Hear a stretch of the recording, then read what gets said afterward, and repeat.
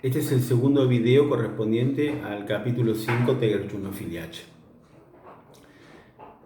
Como yo les comentaba, las dificultades económicas comienzan en 1949, se intenta solucionar de una manera tibia y en el año 1951 la situación se agrava y se agrava mucho más porque esta vez la sequía es aún peor y la restricción de las divisas es aún peor y los problemas inflacionarios que se vienen acumulando son peores.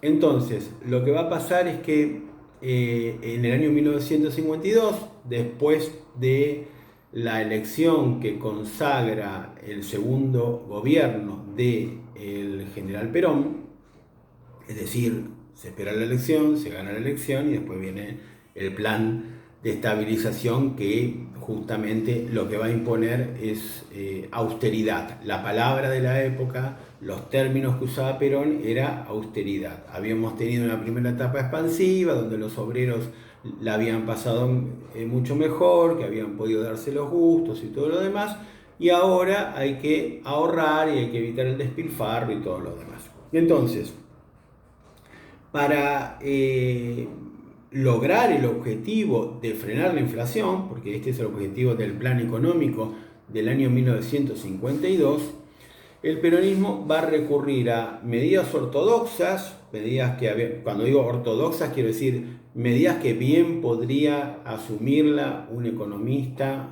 formado en la escuela clásica, ¿sí? Podría decir, no voy a usar la palabra liberal, porque no pertenecen solo al liberalismo económico, pero sí medidas que tienen que ver con la teoría económica clásica. Por ejemplo, va a reducir la inversión pública en términos reales, es decir, si lo medimos en moneda constante, si deflacionamos lo que se gastó por los precios, ¿sí? En términos reales se va a gastar menos. En términos nominales se gasta más, pero si ustedes tienen una inflación del 25%, 30% y aumentan el gasto un 15%, en términos nominales aumentó en 15%.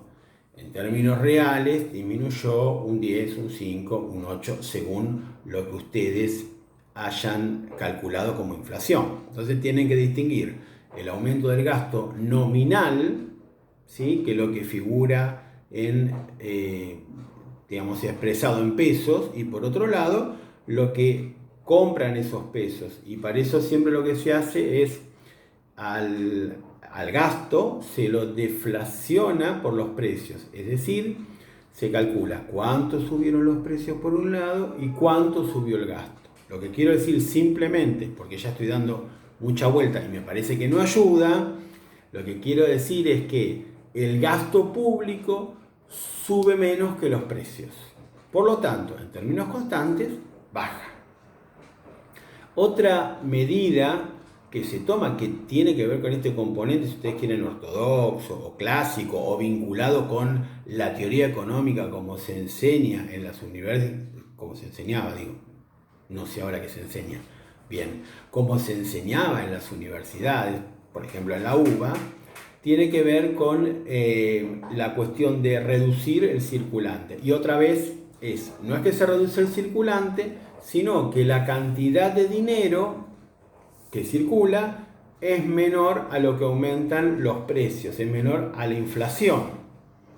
Sube el circulante en términos nominales, pero baja en términos reales. O sea, supongamos que la inflación del año 51 fue del 15%, o del 20%, vamos a suponer el 15%. Si nosotros quisiéramos acompañar esa inflación, tendríamos que aumentar el circulante 15% o 20%, es decir, acompañar la cantidad de billetes que están circulando con lo que subieron los precios. ¿Qué hace el peronismo en este caso como una medida de austeridad y de tratar de frenar los precios? Es aumentar el circulante mucho menos de lo que habían aumentado los precios. De esa manera, al haber comparativamente menos medios de pago, la inflación debería frenarse, detenerse, ¿sí? Digo, esa es la idea básica que tiene que ver con una manera muy elemental de entender lo que se estudia en las universidades. Entonces, al mismo tiempo se sigue utilizando para reducir el déficit un expediente que se había empezado a utilizar antes, que es utilizar los fondos del sistema jubilatorio para que el déficit no sea tan elevado. Es decir, que parte del gasto público se solventa con los fondos excedentes del sistema jubilatorio, que, como hablamos el otro día, en un principio superaba en mucho el número de aportantes con el número de jubilados. Eso, con el tiempo, hay una tendencia histórica a que, por un lado, aumenten los jubilados, porque el que se jubiló no se muere al año siguiente, y además hay otra tendencia histórica que consiste en que la gente vive cada vez más. Entonces, si la gente vive cada vez más, es necesario sostener el esfuerzo de mantener su jubilación durante más años. Por lo tanto, con el tiempo, la relación, la ratio, diría un economista, entre los que aportan y los que se jubilan va cambiando, y cada vez son menos los que aportan en relación con los que están jubilados. Eso ha hecho que en todo el mundo exploten los sistemas jubilatorios, y el sistema argentino colapsó y colapsará peor en el futuro porque no tiene arreglo. De hecho, el sistema jubilatorio argentino se financia en buena parte con otros impuestos que no son los aportes jubilatorios. O sea, ya parte del IVA, de ganancias, de otros impuestos especiales se han creado para ayudar al sistema jubilatorio, porque, digamos, la gente no se muere, no tiene el código, vive muchos años y quiere vivir más, y por otro lado cada vez son menos los que aportan porque van cambiando las modalidades de contratación. Entonces,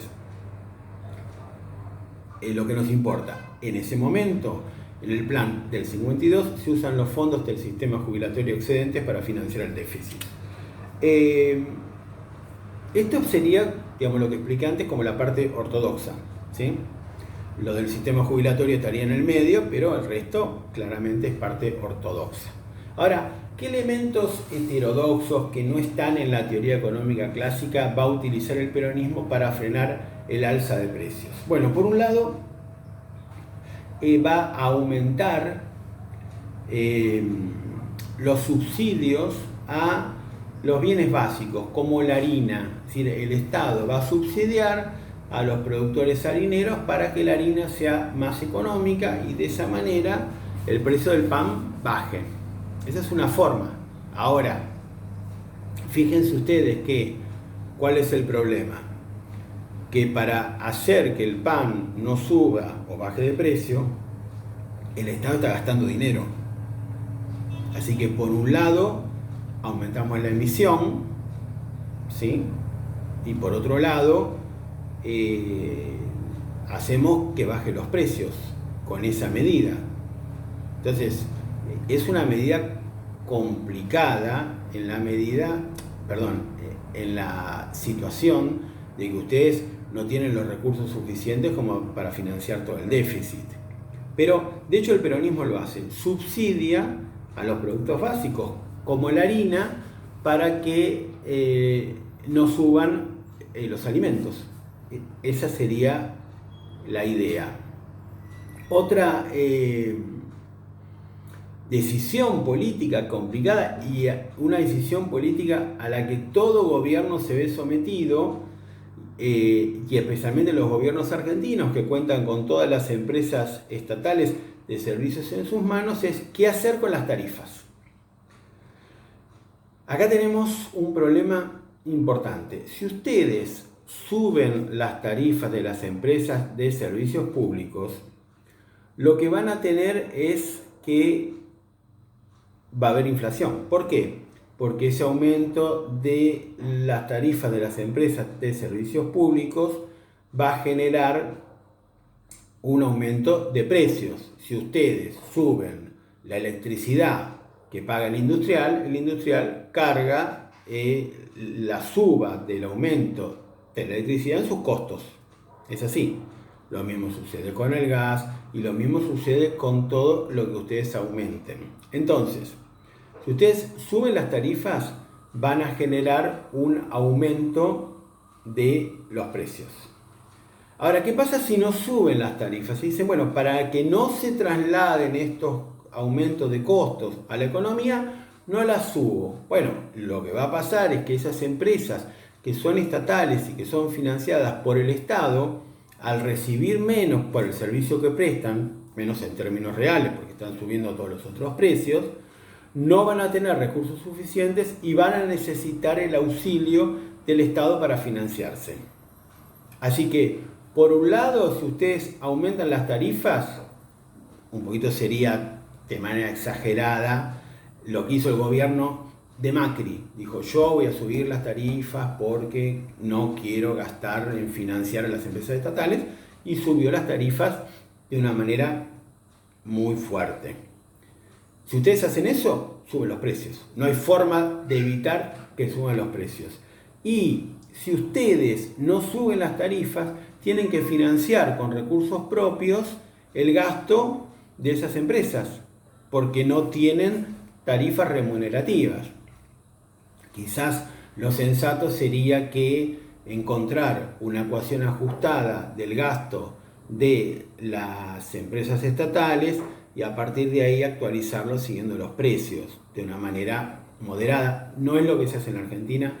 Normalmente en la Argentina se ha optado alternativamente por retrasar las tarifas de las empresas de servicios públicos, y es lo que hace el peronismo en el plan de estabilización de 1952, o después vienen otros gobiernos que dicen estas tarifas se encuentran muy retrasadas, las empresas estatales dan déficit, actualicemos las tarifas, y ahí viene la inflación por otro lado.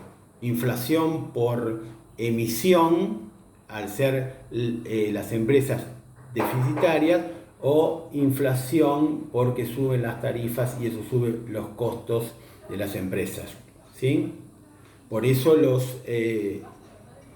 tengo una frase que usan los brasileños que dicen, que lo voy a decir en un portugués horrible, pero no importa, total, no creo que haya algún brasileño escuchándome, y si es así pido disculpas, que dice, si fica o bicho te pica, si escapa o bicho te atrapa. O sea, si haces una cosa, tenés un problema, y si haces la contraria, tenés un problema. O sea, son situaciones en las cuales no hay posibilidades de que se pueda solucionar de una manera más o menos lógica. Entonces, lo que hace es eso, va a instaurar el control de precios, es decir, va a fijar precios máximos y va a alargar inspectores a la calle que recorran los comercios para controlar que las empresas y que los comercios minoristas especialmente no vendan por encima de los precios máximos, y se clausuran los comercios que no cumplen con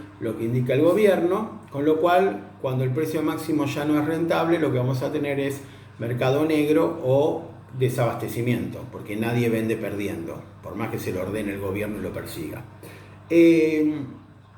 Y otra medida como para frenar las expectativas inflacionarias sería la de no negociar salarios por 2 años. Por 2 años se suspenden las convenciones colectivas y la negociación de salarios. De hecho, es un congelamiento salarial. De esa manera, lo que se hace es disminuir la demanda. Esta es una medida intermedia entre ortodoxia y heterodoxia, ¿sí? Pero sería frenar los salarios para frenar la demanda y de esa manera frenar la inflación. Es ortodoxa en el sentido de que se basa en la teoría económica, es heterodoxa en el marco de que estamos usando instrumentos de intervención estatal para intervenir en el mercado. Así que con esto ya tenemos delineado el plan de 1952, y en el video siguiente vamos a ver qué pasó con las exportaciones y cómo el peronismo intentó superar esta coyuntura externa que era muy desfavorable.